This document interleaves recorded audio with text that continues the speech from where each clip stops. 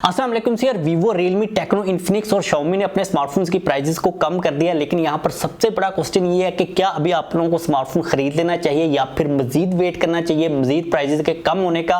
इसी के बारे में आज हम लोग बात करने वाले हैं। डिटेल के अंदर हम लोग ये डिस्कस करेंगे कि प्राइसेस कितनी ज्यादा कम हुई हैं और पाकिस्तान के अंदर जो ब्लैक मार्केट का पूरा सीन चल रहा था स्मार्टफोन्स की, उसकी क्या अपडेट है। वीडियो काफी ज्यादा इंटरेस्टिंग है। अगर आप लोग चैनल के ऊपर नए हैं तो सब्सक्राइब करके लेटेस्ट अपडेट्स के लिए लाजमी तौर पर बेल आइकन को प्रेस कर लीजिएगा। अब सबसे पहले अगर हम लोग सिचुएशन को देख लेते हैं ना कि एकदम से ऐसा क्या हुआ है कि पाकिस्तान के अंदर स्मार्टफोन्स की प्राइसेस को सारी की सारी कंपनीज ने तकरीबन कम कर दिया हुआ है। तो उसकी सबसे बड़ी रीजन है डॉलर का रेट। आप लोगों को पता है कि आजकल मार्केट के अंदर या फिर पाकिस्तान के जो पावर सेक्टर्स हैं वो कोशिश कर रहे हैं कि डॉलर के रेट को कंट्रोल किया जा सके। जो स्मगलिंग हो रही थी डॉलर की उसको भी रोकने की कोशिश की जा रही है और इंडिकेशन ये भी आ रही है कि आने वाले दिनों के अंदर जो डॉलर का रेट है वो मजीद कम हो सकता है। तो जो प्राइसेस कम हुई है ना उसकी डायरेक्टली तौर पर रीजन ये है कि पाकिस्तान के अंदर जो डॉलर का रेट है वो थोड़ा सा कम हुआ है और मजीद भी कम हो सकता है। अब क्या आप लोगों को वेट करना चाहिए मजीद प्राइसेस के कम होने का या फिर नहीं करना चाहिए, इसके बारे में आप लोगों को एंड के ऊपर मैं अपनी ओपिनियन बताऊंगा। लेकिन यहाँ पर अगर आप लोगों को मैं थोड़ा सा ब्लैक मार्केट के बारे में भी अपडेट कर दूं तो पाकिस्तान के अंदर आप लोगों को पता है कि 4 से 5 महीनों के अंदर पिछले काफी ज्यादा ब्लैक मार्केट पीक के ऊपर रही है। इन लोगों ने इतना ज्यादा पाकिस्तानी अवाम से पैसा लूटा है, मुझे लगता है कि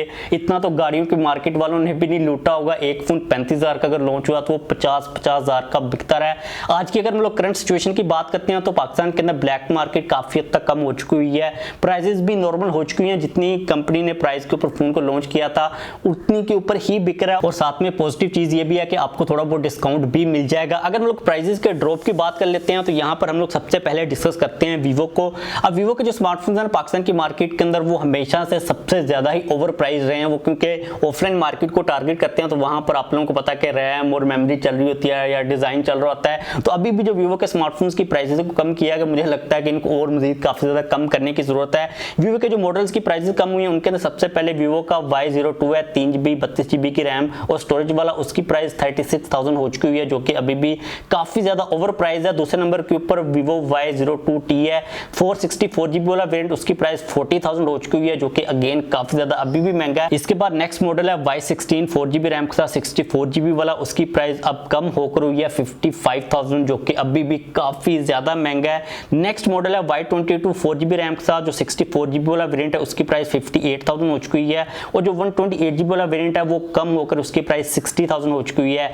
Y27 की बात करें जो कि आजकल काफी ज्यादा फेमस भी चल रहा है, 6GB रैम के साथ 128GB वाला वेरिएंट, उसकी प्राइस भी 5,000 कम हुई है, 65,000 होगी। वह पहले 70,000 उसकी प्राइस थी। Y36 की अगर हम बात करते हैं 8GB रैम के साथ 128GB वाला वेरिएंट, इसकी प्राइस काफी ज्यादा ड्रॉप हुई है जो कि 90,000 से तकरीबन 70,000 आगे हुई है और मजीद भी आप लोगों को शायद थोड़ा बहुत डिस्काउंट मिल जाए तो 25,000 तक अगर आप खींच के ले आए तो इसकी प्राइस के अंदर ड्रॉप वो बन जाता है। V27e जो कि एक फ्लैगशिप टाइप का मॉडल है, उसकी अगर हम लोग बात करते हैं तो 8GB रैम के साथ 256GB वाला जो वेरिएंट है उसकी प्राइस 1,30,000 से 1,20,000 तकरीबन हो चुकी हुई है। तो ये वो वीवो के फोन है जिनकी प्राइस को कम किया गया। अगर हम लोग रियलमी की बात करते हैं तो रियलमी का एक मॉडल है C30 जिसके अंदर 3GB रैम के साथ जो 32GB वाला वेरिएंट है उसकी प्राइस 24,000 कर दी गई है और जिसके अंदर 64GB वाला वेरिएंट था उसकी प्राइस 35,000 से तकरीबन 28,000 कर दी गई है। इसके अलावा रियलमी का एक और भी मॉडल है जिसकी प्राइस को कम किया गया, C33 4GB रैम के साथ 64GB वाला वेरिएंट, जिसकी प्राइस 45,000 से तकरीबन 37,000 कर दी गई है। मुझे लगता है कि रियलमी के ये वाला फोन अभी भी थोड़े बहुत ओवर प्राइस ही हैं।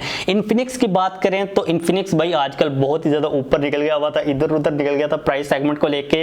इन्होंने अपने स्मार्टफोन की प्राइस को कम किया जो कि इन्फिनिक्स हॉट 30 45,000 का इसको लॉन्च किया गया था, 5,000 का ड्रॉप है। अब आप लोगों को ये 40,000 का मिल जाएगा 8GB रैम के साथ जो 128GB वाला वेरिएंट है।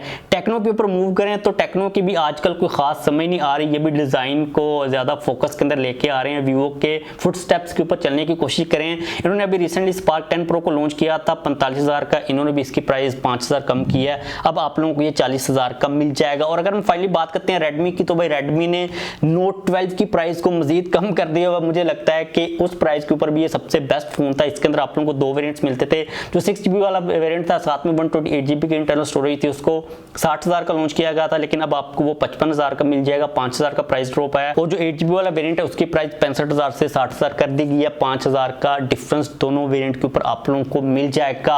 अब अगर हम लोग यहाँ पर बात करते हैं ओवरऑल तो यार रेडमी को छोड़कर मुझे लगता है कि बाकी जितने भी मॉडल हैं उनकी प्राइसेस को मजीद कम होना चाहिए। अब क्या मजीद प्राइसेस कम होंगी या फिर आप लोगों को अब भी इनमें से कोई स्मार्टफोन अगर बाय करना तो आपको कर लेना चाहिए। तो यार देखें सिंपल सी बात है, पाकिस्तान के अंदर हर एक मंथ के अंदर जो डॉलर है ना वो थोड़ा सा नीचे आता है, प्राइसेस थोड़ी सी नीचे आती हैं, लेकिन वो स्टेबल नहीं होता, उसके बाद फिर से एकदम शूट आता है और प्राइसेस वहां पर चली जाती हैं या फिर बढ़ जाती हैं। अब क्योंकि कोशिश की जा रही है डॉलर के रेट को मजीद कम करने की, उम्मीद कर रहे हैं मार्केट के अंदर भी लोग, हम भी कर रहे हैं, कंपनीज भी करेंगे, इसलिए उन लोगों ने प्राइसेस को कम किया है।